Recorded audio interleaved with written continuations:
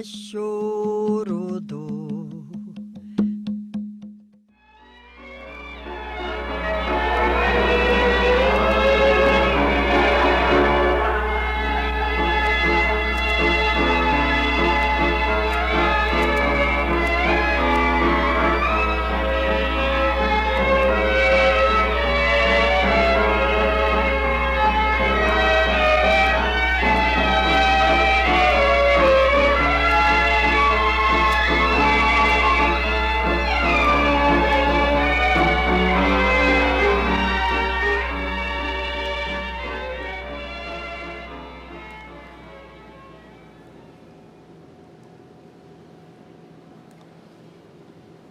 Meu caro Hugo de Carvalho Ramos,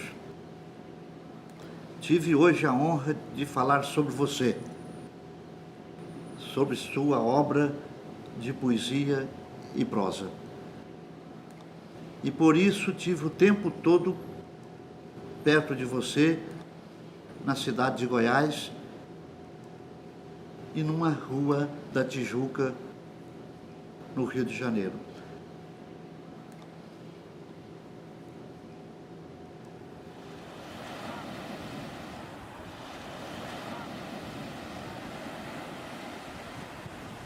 E ficarás à margem, e passarei, amor, serei sombra e serei visão. Serão das partículas flutuantes do meu ser, esses clarões fosforescentes que alumiarão a hora violeta dos ângelos, a superfície quebrantada dos cemitérios, quando lá fores talvez rezar os velhos ritos ignorados, pelo repouso eterno dos ausentes.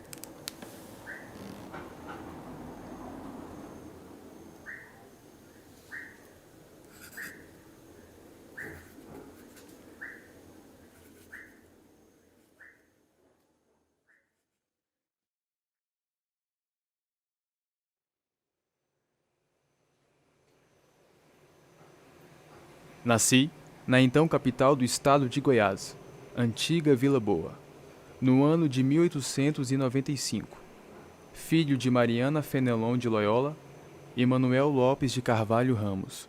Minha mãe era a moça mais bonita de Goiás. E as moças das boas famílias naquela época tinham muita dificuldade de achar com quem casar, porque os rapazes das boas famílias saíam para estudar em Ribeirão Preto, São Paulo, Rio de Janeiro. Então as moças das boas famílias e de algum cobre, tinham que se casar com um funcionáriozinho do correio, da farmácia e tal. Um belo dia apareceu em Goiás um juiz de direito baiano, um homem de 35 anos.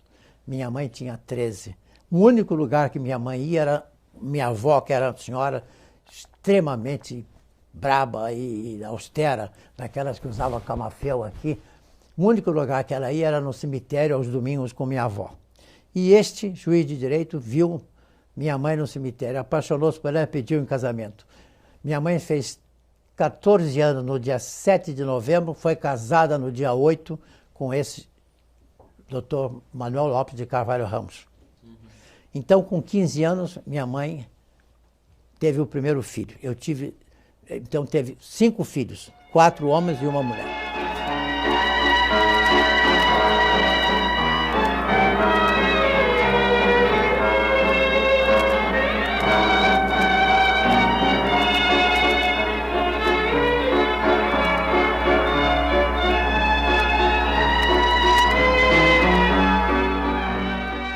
Seu pai foi juiz de direito em Caiapônia e possivelmente Hugo foi várias vezes da cidade de Goiás até Caiapônia, no sudoeste, na Goiânia. Hugo a cavalo e foi anotando na sua mente, que estava crescendo ainda, adolescente, ele foi anotando as coisas do Cerrado, que ele chamava sertão. Até hoje ainda se chama lá no Rio de Janeiro de sertão por aqui. O homem do Rio de Janeiro não vê muita diferença entre Mato Grosso e Goiás, tudo para eles é sertão. Mas o Hugo, naquele momento em que a alma da gente está virgem ainda, está começando na adolescência a marcar as coisas, o Hugo foi marcando isso e expressou a sua admiração pelas árvores, pelas aves, pelas pousadas, pousada não como pousada hoje, pelos pousos no lombo do animal, né? Parava o animal, arriava. Tem um conto dele que descreve exatamente isso. Hugo escreveu poemas. O poeta tem no olhar a agonia das cores, desta tarde que morre em laivos de saudade, e a selva exala em torno os últimos olores, na evocação de Pan e deuses de outra idade. O que eu acho bonito na poesia, que foi a coisa que iniciou Hugo na direção da literatura, ele aprendeu toda a metrificação possível da poesia naquela época. Era uma poesia de cunho que dominava no Brasil, era o parnasianismo, era o simbolismo. Hugo foi um parnasiano simbolista, quer dizer, aprendeu com a técnica dos parnasianos, mas expressou-se com a linguagem do simbolista.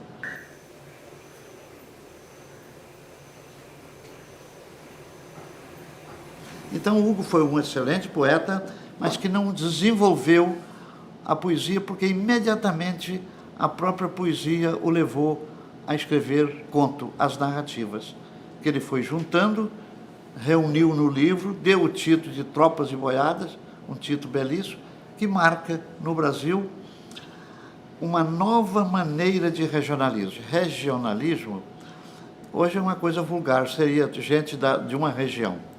Mas é muito mais forte do que isso a palavra. No latim, regio, regiones, era a contemplação que se fazia de um determinado ângulo em que a pessoa estava, a paisagem que ele via. Isto era a região, é o que se via a partir de um ponto de vista.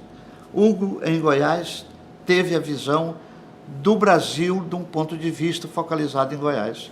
Então, o regionalismo de Hugo começou como todo regionalismo, descrevendo paisagens, contando as coisas comuns do sertão e até a linguagem. Só que ele introduziu um ingrediente novo, a denúncia. Denunciou, por exemplo, no Tropas e Boiadas, numa novela chamada Gente da Gleba, sobretudo, a exploração que os patrões tinham com os empregados, com os tropeiros. Certamente não guardas a mínima reminiscência do que já foi e dos que já foram.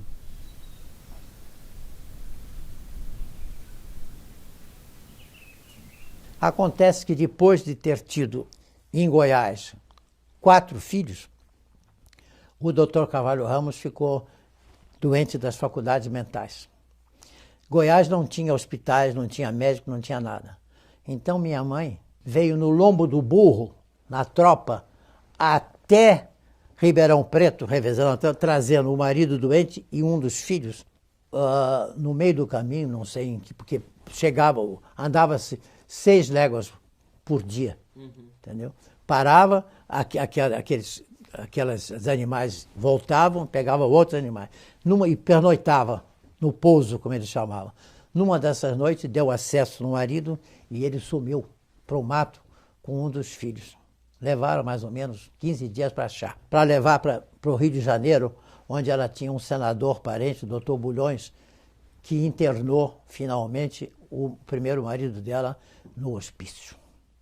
Naquele tempo era assim, e até hoje ainda é um pouco. O tratamento era choque elétrico de insulina, choque de insulina ou choque elétrico.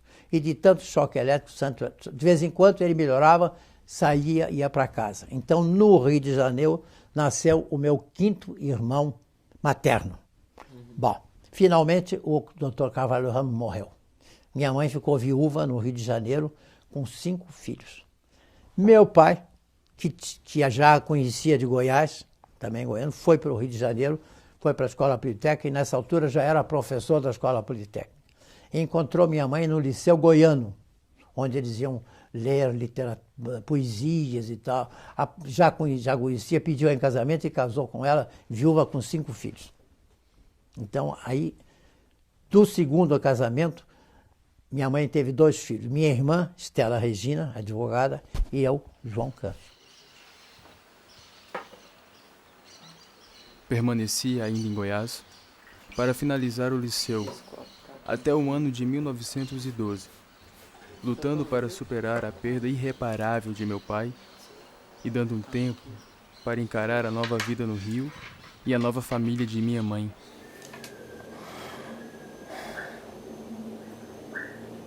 Sinto tédio por tudo e me chamam de neurastênico. Mas, na verdade, eu gosto da solidão.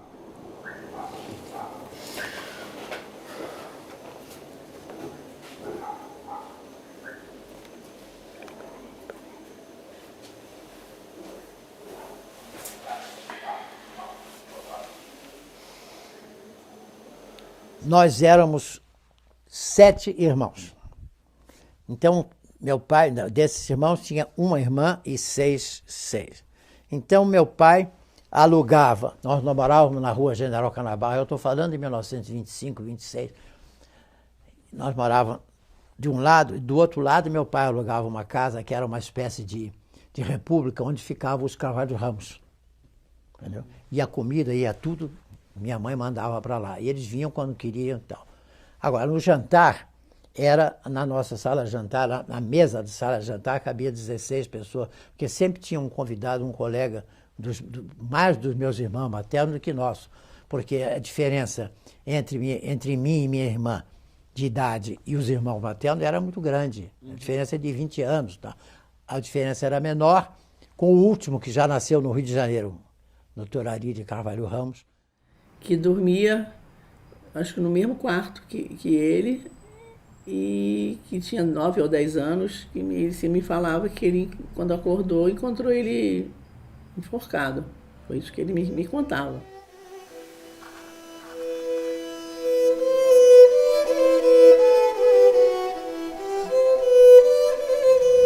E em 21 ele se suicida.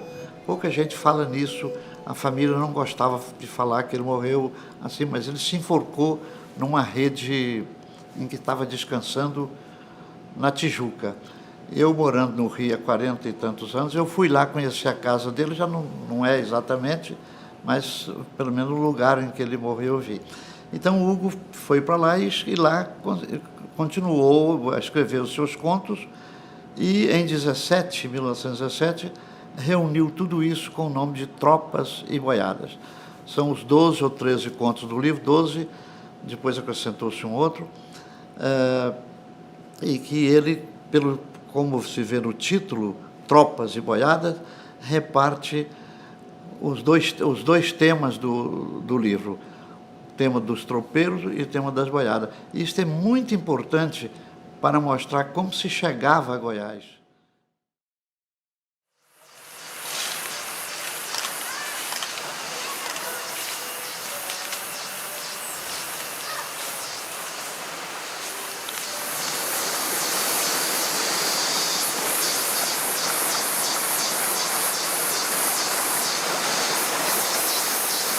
O que se percebe é uma amizade e um carinho muito grande entre os dois e o cuidado do Vitor com a obra do irmão e a memória do irmão. Tanto que, numa das edições mais recentes do Tropas e Boiadas, além de ter correções feitas pelo próprio Hugo no original, há uma biografia do Hugo, feita pelo Vitor, que era a maior autoridade na obra e na vida do Hugo. E isso é um dos aspectos mais interessantes da biografia do Vitor, que ele manteve esse culto, né, esse amor ao irmão a vida inteira, porque o Hugo era uma personalidade também muito especial, um gênio literário que marcou o irmão também, essa genialidade do Hugo. Então nós temos aí um papel extraordinário que o Vitor fez, que mesmo morando em Uberaba, e também não esqueceu e acompanhou passo a passo a literatura goiana, mesmo daqui. Ele conhecia todos os autores de Goiás, da década de 50, 60, tudo, ele foi acompanhando, tanto que ele lançou um livro letras goianas.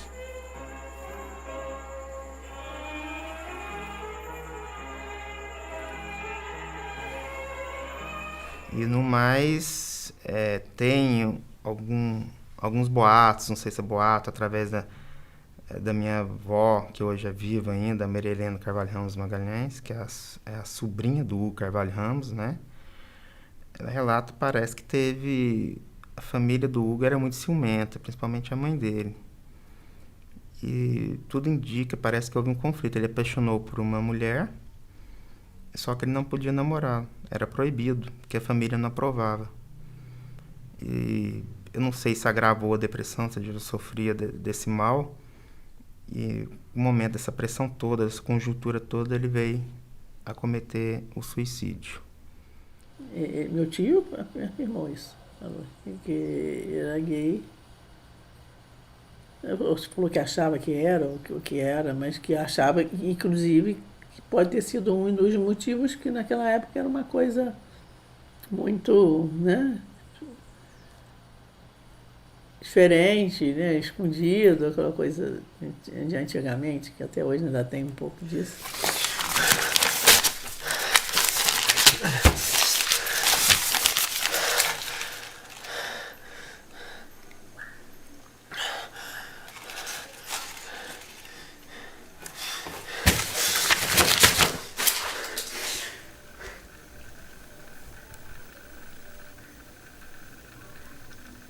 Minha avó me relatou que ele tinha outra obra sem ser Tropas e Boiadas e que neste momento, eu não sei por qual ocasião, você já estava sofrendo desse mal que era a depressão severa, ele queimou toda a sua obra.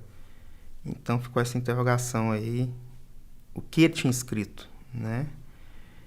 O Hugo, infelizmente, faleceu muito prematuramente, com 25, 26 anos, mas legou uma obra que foi a Tropas e Boiadas, e o Hugo foi o primeiro autor goiano a ter projeção nacional.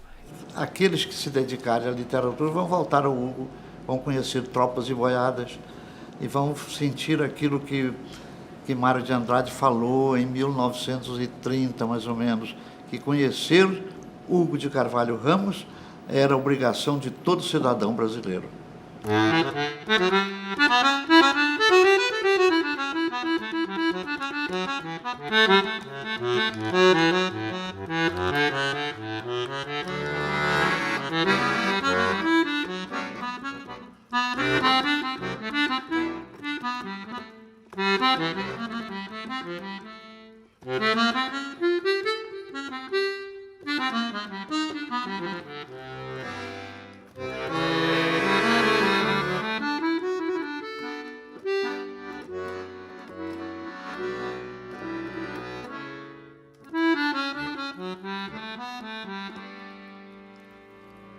Meu tempo não passou nos últimos momentos. O meu eu é um reflexo passageiro do que deve existir. Qual o ponto de partida? Qual o ponto final nessa imensa parábola? E me engana, minha mana, faz acreditar que nunca mais há de voltar tamanha dor. E se Deus sentisse os seus pés no chão, e se Deus sentisse o peso da criação, talvez devolveria as horas que perdi nas voltas dos 1000 caminhos que se contornam, se entornam e retornam sempre. Se Deus quiser, ainda ouve essa oração e me alivia e me carrega em suas mãos.